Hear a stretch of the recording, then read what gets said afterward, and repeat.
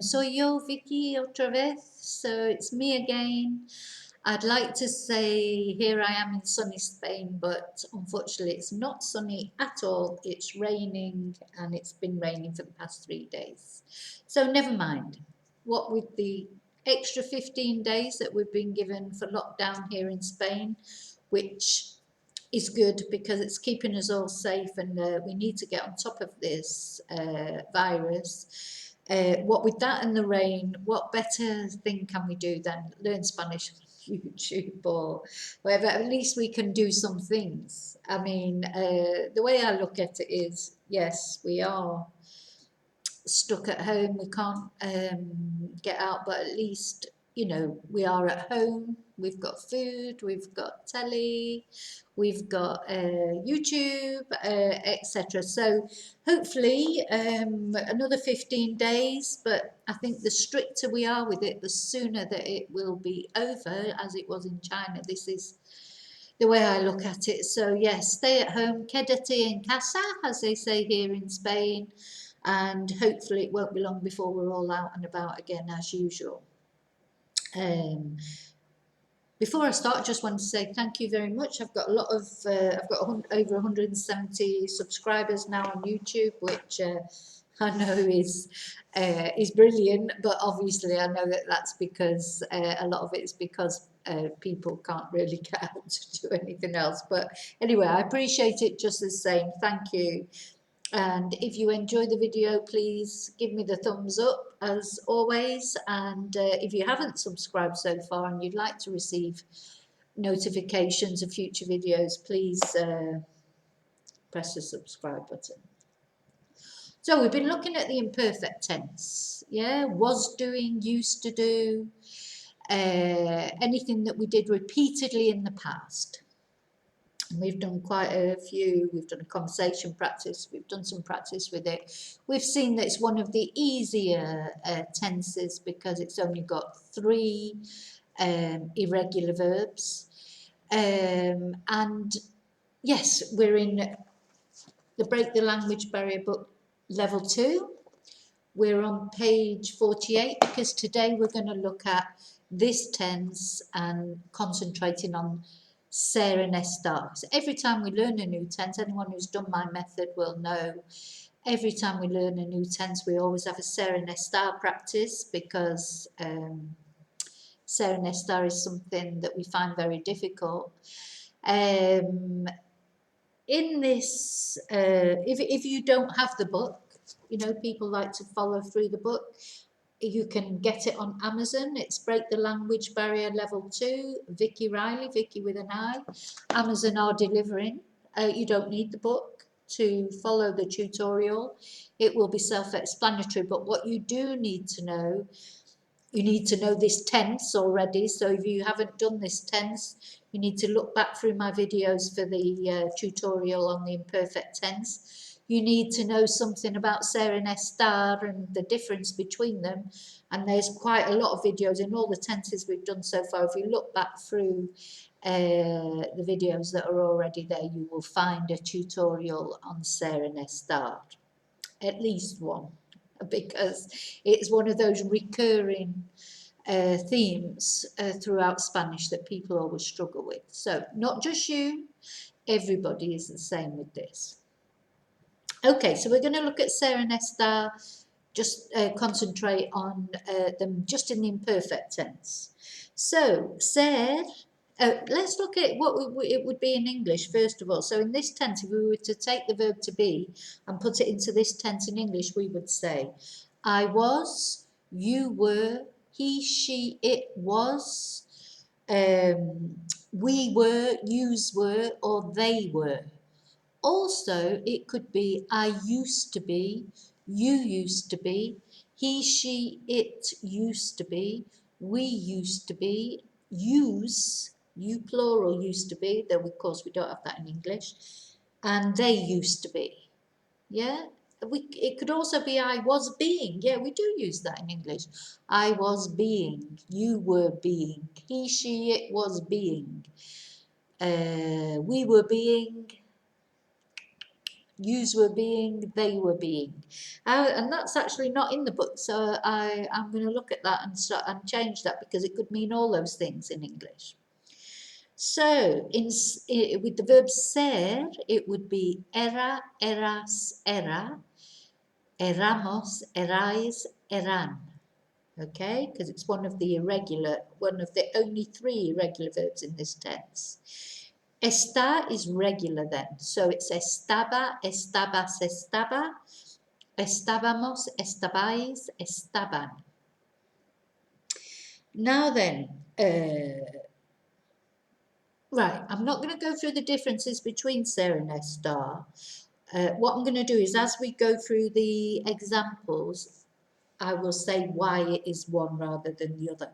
By now, really, certainly if you've followed been following my method, you should be more or less clear what the differences are. There's always some grey areas, let's say, always grey areas with ser and estar, but generally you will know the general differences. Okay, so let's look at number 1. So number 1 in English, what was Carlos's father like? Okay, so we're asking what was he like? So when you're asking what someone's like, that's a characteristic. Yeah, that's a characteristic that falls into the criteria of characteristic. So we would use ser for that. Sorry, I'm just looking at, make sure my computer battery's okay. So, what was Carlos's father like would be como era el padre de Carlos. ¿Vale? What was he like? We use era. Como era. Número 2, where were you? I was looking for you. So, where were you? That's location. So, we would use estar. ¿Dónde estabas? Yeah? And then I was looking for you. The verb to look for is buscar. So we would say te buscaba. Yeah, we'd use a pronoun. I was looking for you. Te buscaba. Número 3, she was an actress that I liked very much. Actress is a profession. So we would say era actriz. We could say ella era. But really, we don't need to if we say actriz, because that is feminine anyway. But anyway, era actriz que me gustaba mucho, that I liked very much. Number 4, my old house was in the center of town. Location, where it was. Mi casa antigua or vieja, I suppose you could say, estaba en el centro de la ciudad. ¿Vale? Mi vieja casa estaba en el centro de la ciudad. Location. Number 5, they were always in a good mood and they used to tell us funny stories. So, they were always in a good mood, that's an emotion, feeling. So, it would be estar. Estaban siempre en buen humor y nos decían o contaban, we can use for tell as well. They used to tell us, so we're using a pronoun. Nos decían o nos contaban, well, funny stories. You could say historias graciosas. But in Spanish we do have a word for a funny story, which is a chiste. So you could say siempre nos contaban chistes. Okay, número 6. I was ill and I could not go to the party. So I was ill, that's estar, because that's a feeling, that's counted, it's hopefully not permanent characteristic. Estaba enferma, yeah, for a woman, or enfermo for a man. Y no podía, I couldn't, remember that's a verb. No podía, and then we'll use the infinitive of the verb to go. No podía ir a la fiesta. So, I was ill and I could not go to the party. Estaba enferma y no podía ir a la fiesta. Okay, número 7. I wanted to buy the shoes, but they were very expensive. So that is quería, I wanted, or yo quería. You might want to put in the yo there because otherwise it could be he or she.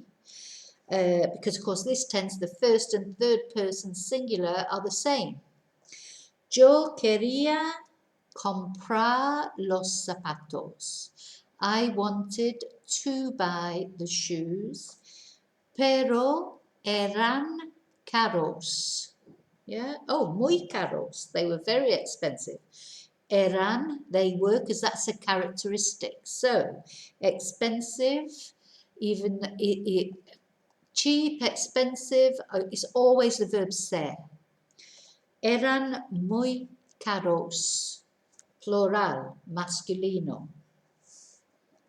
Número 8, why was he in that car? Well, here this is location, yeah? So, ¿por qué estaba en ese coche? Now, if you want to put in the L to make, make it clear that it's he rather than she, so, or I even. So, ¿por qué estaba él en ese coche? Número 9. Juan was, sorry, I nearly went in Spanglish then, as I often do. So, Juan was very tall and handsome. So, that's characteristics, physical description, so we'll use ser. So, Juan era muy alto y guapo. Yeah, Juan era muy alto y guapo. Number 10, when he was in Spain, he was a policeman. So we've got two wases. So the first one is when he was in Spain, location. The second one is he was a policeman. So that's a profession. So we've got an example of each there. Cuando estaba en España era policía. ¿Vale? Okay, so that's practice A. Going into practice B. Number 1, every Monday she was ill and couldn't work. So, cada lunes estaba enferma y no podía trabajar. ¿Vale? Cada semana, sorry, yes, it's my battery. Oh, I don't want to get cut off in the middle of the video. So, let's start again. So, cada lunes, every Monday, or you could say todos los lunes. She was ill, that's estar, estaba enferma y no podía trabajar, and she couldn't work. Whereas B, every Monday the queues were long, so that's a characteristic describing the queues as long. So, cada lunes or todos los lunes, las colas eran largas. ¿Vale? So, colas are feminine, so eran largas. Y número 2, so A is on Fridays, I was at work till 8 o'clock.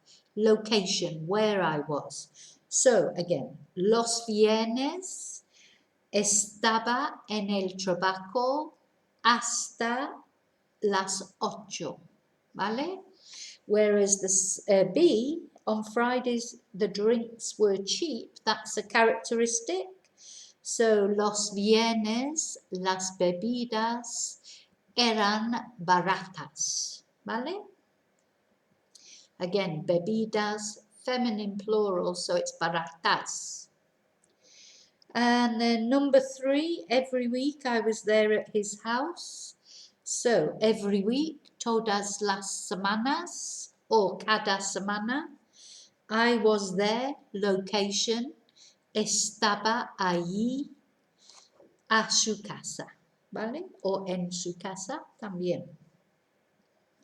And B, every week they were more expensive, characteristics, ser, cada semana or todas las semanas eran más, and we'll say caros because we don't know what they are, so we presume they're masculine. So, cada semana eran más caros. Número 4. When I was a child, I was always playing in the park. So, cuando era niña or niño, I would say niña, but of course, if you're a man, you would say niño. Siempre estaba jugando, or you can say siempre jugaba en el parque. So the first one, the was, when I was a child, although obviously, you know, a lot of people think of ser and estar permanent and temporary, and you're not always a child, but it is a characteristic. It's counted as a characteristic. When I was young, when I was a child, when I was a teenager, any of those, it will always be ser, not estar. So, cuando era niña, siempre jugaba en el parque. Whereas B, when I was a child, I was always in the park. Cuando era niño or niña. So again, we're with the era, but I was in the park. Location. Siempre estaba en el parque. Okay, so número 5. She was always tall for her age. So tall is a characteristic, so it be ser. Siempre era alta para su edad. B. The shops were always closed on Sundays. To be open or closed is counted as a temporary state. So, las tiendas siempre estaban cerradas los domingos. Y número 6, they were never very good dancers. Nunca, I always start with nunca, because if you start with no, you have to put nunca further on in the sentence. So, and use a double negative. So it's much easier when you say never to just put the nunca at the beginning, then you don't need any double negative. So, nunca eran. Now, they were never very good dancers. That's a characteristic. If you're a good dancer or a bad dancer, we would use ser. So, nunca eran muy buenos bailadores. And then B, you were never here when I need, use. Use were never here when I needed use. So that's location. Yeah, use were never here. So nunca, again, put your nunca at the beginning, makes it easier. Nunca estabais aquí cuando os necesitaba. ¿Vale? So nunca estabais aquí cuando os necesitaba. Número 7. I was never strict. So, nunca era estricto. So, this is a characteristic. Ser and estricto for a man, estricta for a woman. Nunca era estricta. Y B, they were never in class. Nunca estaban en clase. Location, they were never there, so that's location, it's estar. Nunca estaban en clase. And then number 8, I used to be a singer in a bar. So a singer is a profession, so era cantante en un bar. Era cantante en un bar. And then B, he was always happy when she was there. So we've got 2 wases there. First one is an emotion, he was always happy. The second one is location, when she was there.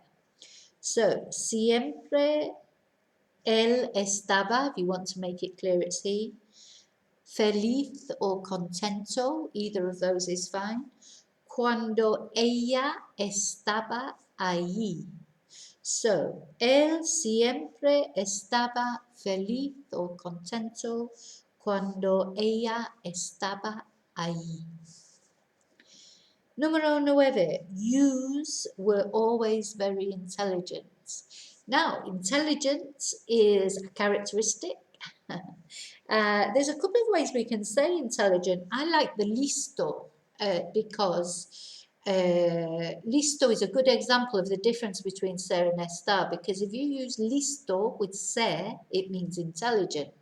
But if you use listo with estar, it means ready or prepared. So it shows a good difference. So it's the same word, listo, but depending on whether you use ser or estar, it changes the meaning completely. So I always think it's a good example.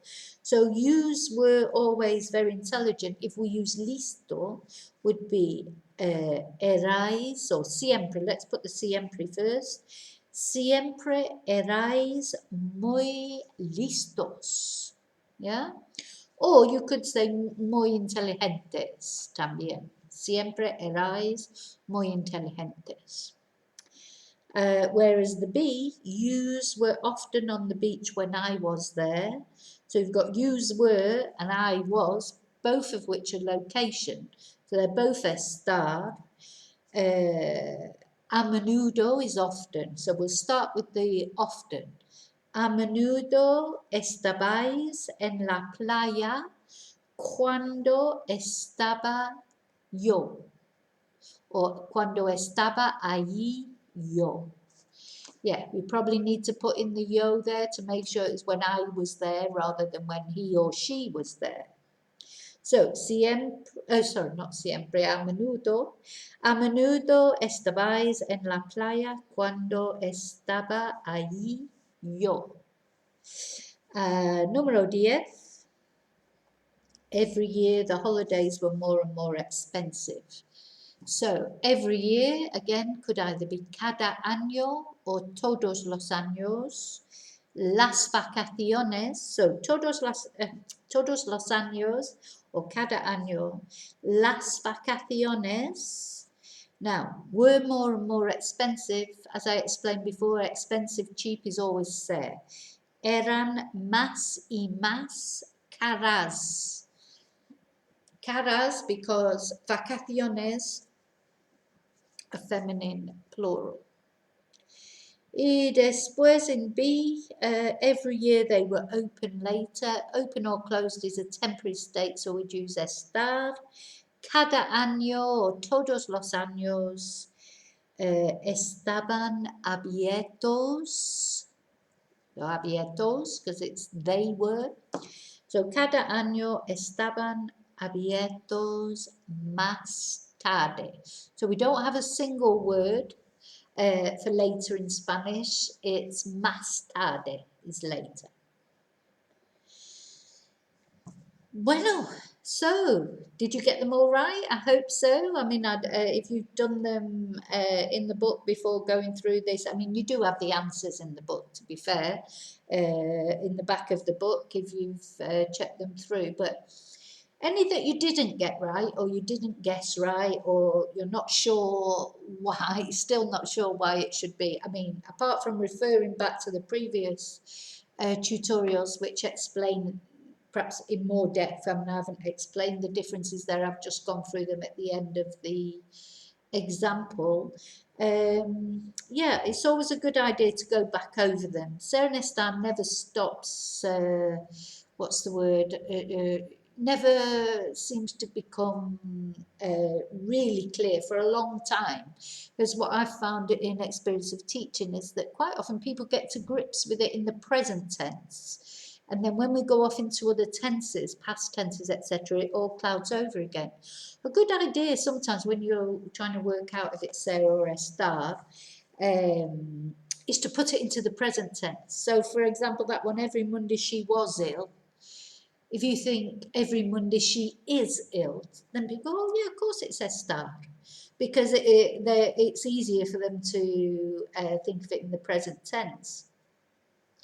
Another thing to always remember is, you know, this is when we're obviously doing exercises, and it's important to get it right because you've got the time to think about it. When you're out there, out and about and speaking, please just say the first one that comes into your mind, because 100% Spanish speakers are used to foreign people getting the verb ser or estar wrong. You know, it'd be a common thing. So I'm sure they'll still know what you mean, even if you use the wrong one. Okay, well, that's the end of that tutorial. Be back soon with some more, hopefully. I hope you're taking advantage of this difficult time to at least do some positive things around the house. Learning Spanish, of course, is one, but not only learning Spanish, I'm sure there's lots of other things you could be doing. We just have to sort of grin and bear it, really, don't we? So, quédate en casa, yeah, stay home, stay safe. And let's hope that within the next couple of weeks this is all over and we can go back to normal classes again as well as tutorials. I do have an offer on Skype classes at the moment, which are like a private class, which are €15 an hour, whereas normally they're €22 an hour, and I've extended that offer because of the extension of the lockdown. So if you're interested in some private classes to while away the time and improve your Spanish, we could all come out of this speaking fluent Spanish at this rate. But anyway, I don't mean to make light of the situation. It's just that sometimes if you didn't laugh, you would cry.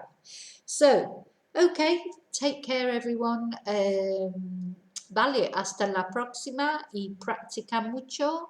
Y no olvides thumbs up if you've enjoyed the video, and please subscribe if you haven't done already. Muchas gracias. Hasta la próxima. Adiós.